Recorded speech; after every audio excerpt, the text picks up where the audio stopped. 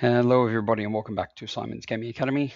Today we're going to be going through some Convergence of Cyriss January update spoilers, which I've been kindly gifted by Steamforge Games. Convergence and I have quite a long and storied history, going back to Mark II, end of Mark II and start of Mark III.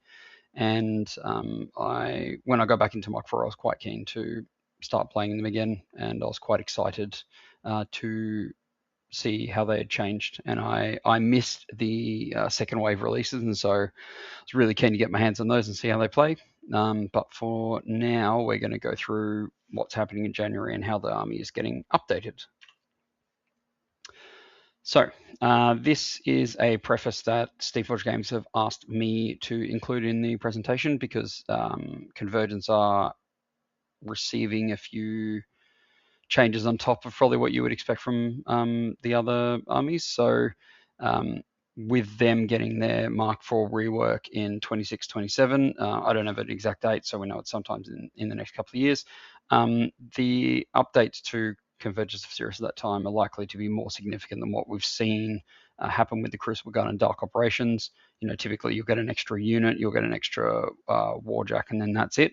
But I have been told that the changes are going to be more significant when they do happen to Convergence in that rework. So in this January update, some models will be leaving Prime and going to Legacy. So it is a big point that I need to make here. This was a necessary change because of the nature of the re-release with the STLs upcoming and the quality of some of the older sculpts not being up to scratch for the modern game, modern technology. You know, there are models that essentially don't suit the current aesthetic either. They were good in Mark III, and now in Mark IV, they're no longer kind of part of the direction the army is going.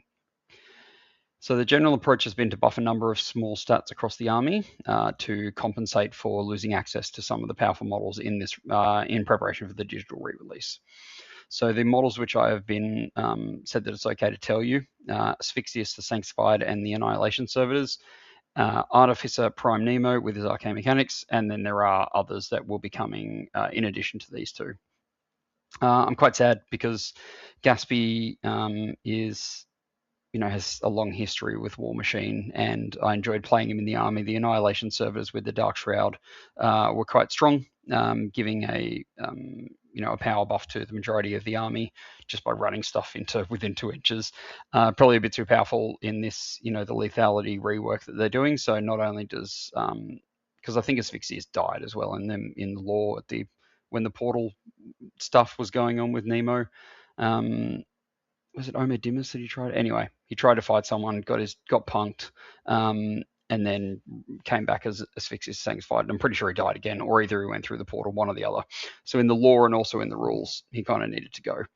Similar story for Nemo. He died opening the portal to the Cyriss Promised Land. I haven't read the lore in detail, but that's the gist of it. And so his model is no longer appropriate to be in the army going forward. And we just go back to one battle engine. There are going to be others in addition to these two, but there will be.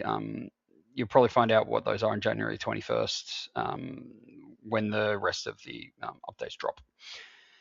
And some of the January changes will be primarily to replace abilities that were on models that are leaving the army and to support the vectors in their unique role within the army as a whole. All right, let's get into some spoilers. First one, Forgemaster Syntherion. So 2 little changes with him. First one is Mat decreases from 6 to 5. So this is probably fair enough in the grand scheme of things. We're looking to decrease the lethality of the game. He is a synergy caster, and so he could get his battle group up to Mat 9, which is kind of ludicrous. And that doesn't really fit in as much with the game design going forward. So his Mat has gone down from 6 to 5. And then the second change, which looks like a small one, but is actually quite a big one, is Road to War has been replaced with Energizer. So my thoughts on this is that the change to Mat means the synergy now caps out at Mat 8 instead of 9, which is fine. To hit a Def 13 thing, you still need to roll 5s. There's still a fairly decent chance you might miss.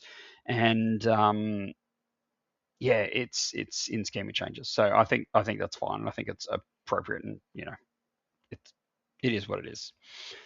Road to War is quite a big change. So previously you had both Road to War and Synergy, which are both upkeeps on Syntherion himself.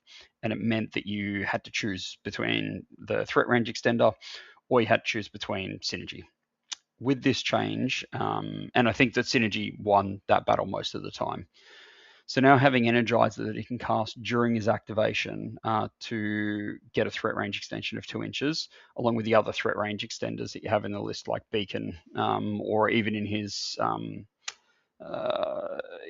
stable. I think Magnetic Hold. Does Magnetic Hold extend his threat range? Magnetic Hold. Yep, extends at another +2 speed. So essentially, if you can get Magnetic Hold on something and you can energize it, you're extending the threat range of your Warjacks 4 inches with Synergy still up. So pretty big, right?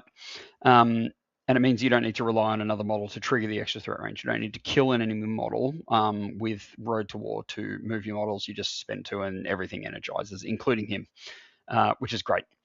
So nothing else has changed about him. Overall, I think it's a great change. It means that you're always going to have Synergy on him. Pretty much every turn, I would say you're probably going to want to cast Energizer. And Hotshot is also always going to be out on something in his battle group as well. So yeah, I think overall, just a really good change to Syntherion, and it means you don't have to choose between 2 upkeeps on himself, and it's a meaningful change, and I quite like it. So the Corollary, 2 small changes. So the points drop go from 6 to 5. So good, it's a point drop, and the bash increase from power 6 to power 10. Fine. Look, it's a straight buff, right? You're getting a points drop and you're getting a power increase on its only melee weapon. And if we're being perfectly honest, you're taking a Corollary in every single one of your lists anyway. So the points drop means you fit more other stuff in your list. It's only 1 point, but it can be 1 point can be relevant. It's obviously a great buff. Power 10 means that when you get to the late game, you can actually make meaningful attacks with a Corollary. You can kill lower armor stuff. Even stuff up to armor 16, you still have 50% chance to kill it. With the power 10 bash attack as opposed to a power 6, which wouldn't have killed much over armor 12. So I think it's a meaningful change. I think it's quite good. Tying this back to being with Syntherion, you're going to be taking on with Syntherion anyway for the battle group extension as well as the focus accumulation. But it means that the Corollary will also be going up to Mat 8, power 13, which again is not insignificant. So I think this is a great change for the Corollary. You were taking him anyway. You're going to take him even more now. And yeah, great change. So next I wanted to have a look at one of the heavy vectors. So I'm going to use the floaty boy, in this case, the Assimilator. So the changes that he got. So currently costs 13 points. That's decreased to 12. Assimilation on the rendering claw goes away, and he instead gains critical grievous wounds. So yeah, there's lots of competition in the 13 to 14 points range for the vectors, whether it be the floaty ones or the walkie ones. Assimilation, again, was a bit of a nothing rule. It didn't really do anything. If you kill a construct, you heal D3. What if you're not damaged? Like, what if you're getting the alpha, especially with Syntherion as well. So I tried to do the battle group Warjacks in the context of Syntherion just for this review. But yeah, it's Grievous Wounds is good. It's even better with Syntherion because of his feat, which means you're getting boosted attack rolls, which means you're going to be getting the critical Grievous Wounds off more often than you otherwise would. And again, linking this back to Syntherion, you've got a Warjack like this that goes up to Mat 8 and goes to power 17 Weapon Master with critical Grievous Wounds and boosted attack rolls on the feat turn. So I think overall, quite good changes to this guy. Like, I really like the ground pounder attack at baseline. He's 11-18, so the def isn't as good and the armor's not very good. But when you're doing synergy attacks with these guys, really legit. So I really like the change to him. And now a unit. So we've got the Reciprocators. So these guys are pretty much in every single list that I make as they are at the current point in time. So the way that they've changed, the mat has decreased from 7 down to 6, in line again with the lethality changes. But interestingly, the Protean polearm, the power's increased from 12 to 13. So yeah, mat 7 to 6 is, like, I think for this unit, not overly material, because in my experience, most of the time you want to be doing CMAs with the unit. So you're sacrificing a shield on one model to boost the polearm on the other model. And you've also got the variable ability on the unit to give them empowered attack, so +2 damage. So with not charging with a CMA, you will be getting power 15 attacks, just a base, which is power 15 with CMA, power 17 with the empowered attacks on these guys. So really, really strong. Or even if you don't want to, you've got a single power 15 and you've got a power 10 on the model as well at mat 6, which is again still pretty good. They retain shield wall. They retain all the other rules. So yeah, it's just again. Even though the mats decrease from 7 to 6, I think given that you're CMAing most of the time with these guys, the power increase is more significant than the mat decrease. And yeah, I think I'm still going to be taking reciprocators over pretty much every other infantry unit in the army in most of my lists, just because of their resilience and because they hit pretty hard, on the clapback, especially if you've got something like Axis's feet. Now these guys are going to be on the charge if you see CMAing power 19 on a charge, well, from 3 dudes, like super strong. If you've got Father Lucant with a positive charge potentially, then again will be power 19, but then you'll be going up to mat 10, pound 19.